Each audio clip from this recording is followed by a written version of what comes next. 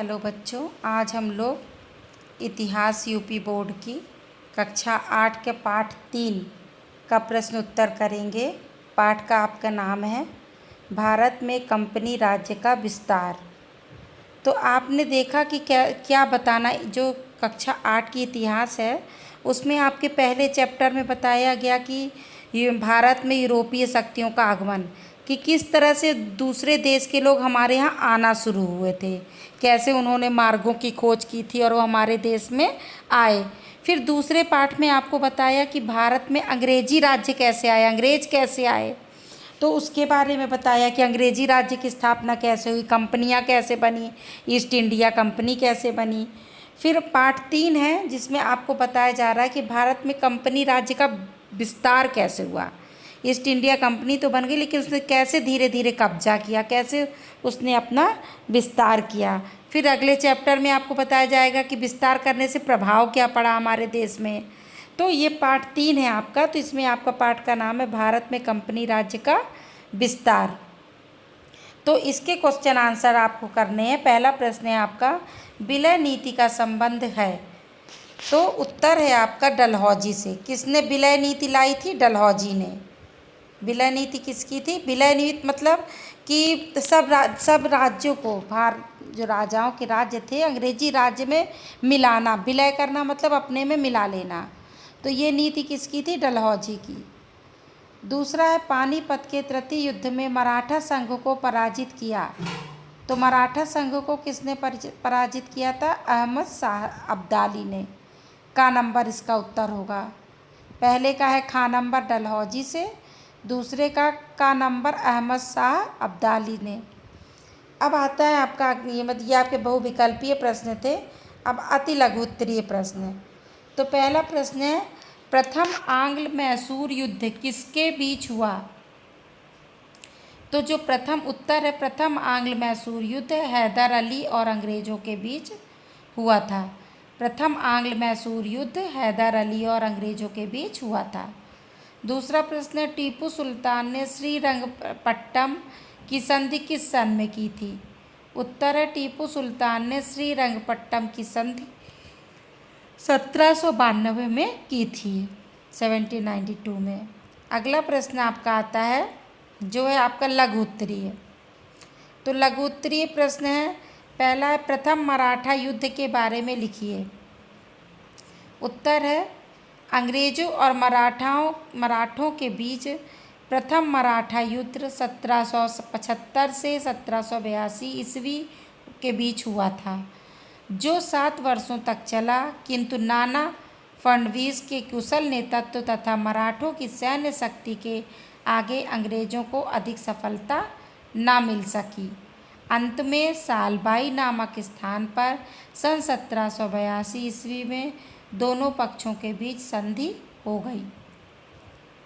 इस तरह से आपका अब संधि कर ली गई उन दोनों के बीच में। तो संधि क्या की गई? अगला प्रश्न है आपका कि सहायक संधि क्या थी? पहला तो उत्तर समझ में आ गया कि प्रथम मराठा युद्ध के बारे में लिखना था कि अधिक सफलता उनको नहीं मिल पाई थी। ठीक है, फिर उन्होंने संधि की। तो सहायक संधि क्या थी?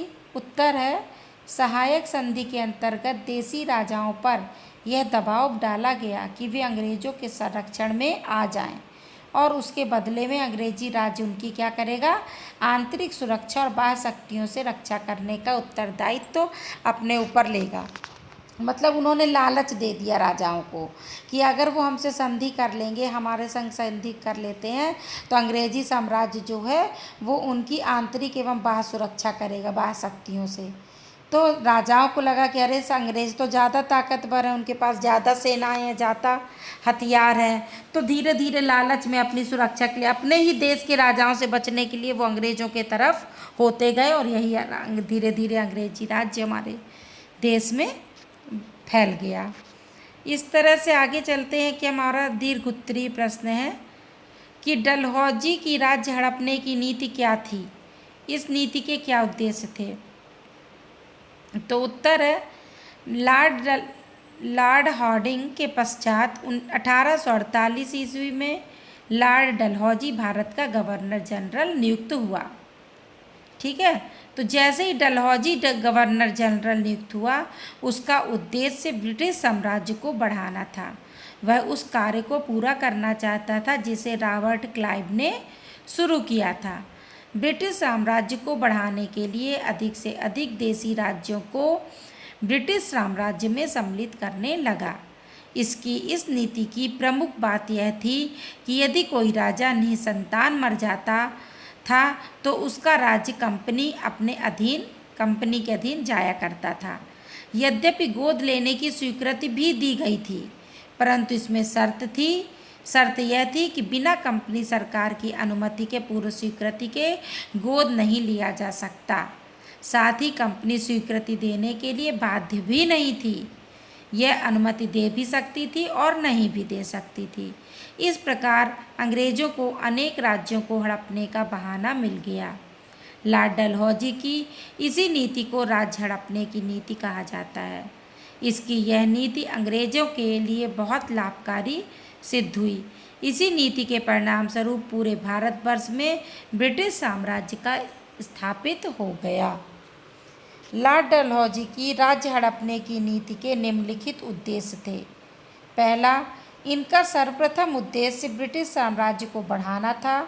दूसरा, भारत में व्यापार में मनमानी करना तथा सस्ते दरों पर कच्चा माल खरीदना। तीसरा, अपना सामान भारत के बाज़ारों में ऊंची कीमतों पर बेचना। चौथा, भारत की जनता के बीच फूट डालकर एक दूसरे के बीच भेदभाव पैदा करना तथा अपनी महत्वाकांक्षाओं को पूरा करना। ये उत्तर आपको थोड़ा सा बड़ा लग रहा होगा, लेकिन ये बहुत ही सरल है। इसको आप इस तरह से समझ सकते हैं कि प्रश्न आपका पूछ रहा है और ये आता भी है, परीक्षा में ये प्रश्न आता है और बड़े नंबर का, ज़्यादा नंबर का आता है। इसको आपको समझना बहुत ज़रूरी है कि प्रश्न है, डलहौजी की राज्य हड़पने की नीति क्या थी? इस नीति के क्या उद्देश्य थे? तो आप ये समझ लीजिए कि पहले तो याद कर लीजिए कि लॉर्ड हार्डिंग के पश्चात कौन आया था 1848 में? लॉर्ड डलहौजी। भारत का क्या बना था? गवर्नर जनरल नियुक्त हुआ था। और जैसे ही गवर्नर जनरल ये नियुक्त हुआ, इसका उद्देश्य क्या था? इसका उद्देश्य था लॉर्ड डलहौजी का कि ब्रिटिश साम्राज्य को बढ़ाना है। इसके पहले भी हमने आपको पार्ट 2 में पढ़ाया कि जो लॉर्ड क्लाइव था उसने ईस्ट इंडिया के काम को बहुत बढ़ाया था। तो उसी के काम को पूरा करने के लिए लॉर्ड डलहौजी आया था, उसी को आगे बढ़ाने के लिए। और उसने क्या किया कि ब्रिटिश साम्राज्य को बढ़ाने के लिए अधिक से अधिक देसी राज्यों को ब्रिटिश साम्राज्य में, कि ये जो राजाओं के राज्य हैं इसको किस में सम्मिलित करना है? ब्रिटिश साम्राज्य में, अंग्रेजों के साम्राज्य में। तो उसकी यह नीति जो थी, उसकी प्रमुख बात क्या थी? वो उसमें क्या करता था कि यदि कोई राजा, मान लीजिए किसी राजा का कोई संतान नहीं है और वो मर जाता है, तो अब उसका राज्य किसको मिले? राजा का बेटा राजा बनता था ना पहले तो वो राज्य कंपनी ले लेती। तो उसने ऐसा नियम लगाया कि अगर कोई के संतान नहीं है तो उसका राज्य किसके हाथ चला जाएगा? कंपनी।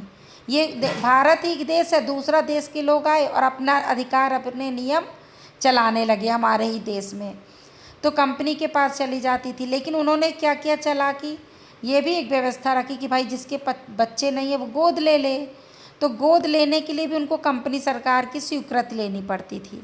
बिना उनकी स्वीकृति के वो गोद नहीं ले सकते थे और कंपनी की मर्जी थी कि वो स्वीकृति दे या ना दे। यह अनुमति दे भी सकती थी और नहीं भी दे सकती थी। इस प्रकार अंग्रेजों को अनेक राज्यों की हड़पने की नीति, अपना हड़पने का बहाना मिल गया।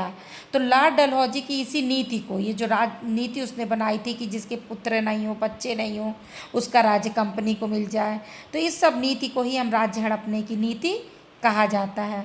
उसकी यह नीति ही अंग्रेजों के लिए बहुत लाभकारी हुई और धीरे धीरे पूरे भारतवर्ष में ब्रिटिश साम्राज्य का स्थापना हो गई। तो बस थोड़ी समझ में आ गई होगी आपको लॉर्ड डलहौजी की नीति कि जिस भी राजा के पास संतान नहीं थी उसका राज्य वो कंपनी सरकार ले लेती थी, और अगर जिस लेती भी थी, जिसको गोद भी लेना है तो उसको उससे स्वीकृति लेनी पड़ती थी। यही उसकी राज्य हड़पने की नीति थी। लॉर्ड डलहौजी की राज्य हड़पने की नीति के निम्नलिखित उद्देश्य भी थे। पहला था कि उसको उद्देश्य था ब्रिटिश साम्राज्य को बढ़ाना, वही अंग्रेजी राज्य स्थापित करना। दूसरा, अपने व्यापार में मनमानी करना, सस्ते दरों पर कच्चा माल खरीदता था और अपना सामान भारत के बाज़ारों में ऊँची कीमत पर बेचते थे। भारत की जनता में फूट डालो राज करो की नीति पैदा करते थे, महत्वाकांक्षा को अपनी पूरा करते थे। तो इस तरह से आपका ये चैप्टर समाप्त होता है। मैं धीरे धीरे सभी चैप्टर के अपलोड कर दूंगी वीडियो, और क्वेश्चन आंसर्स आपको इतिहास, नागरिकता और पृथ्वी और हमारा जीवन के सभी चैप्टर हो गए हैं और कि मैं धीरे धीरे कर दूंगी। कैसा लगा आपको ये चैप्टर, ये ज़रूर कमेंट्स करके बताइए। आपके कमेंट्स से मुझे अच्छा लगता है कि मैं बनाने के लिए समय निकालती हूँ, नहीं तो व्यस्तता बहुत ज़्यादा हो जाती है। आप ज़रूर कमेंट्स करके मुझे बताइए। धन्यवाद।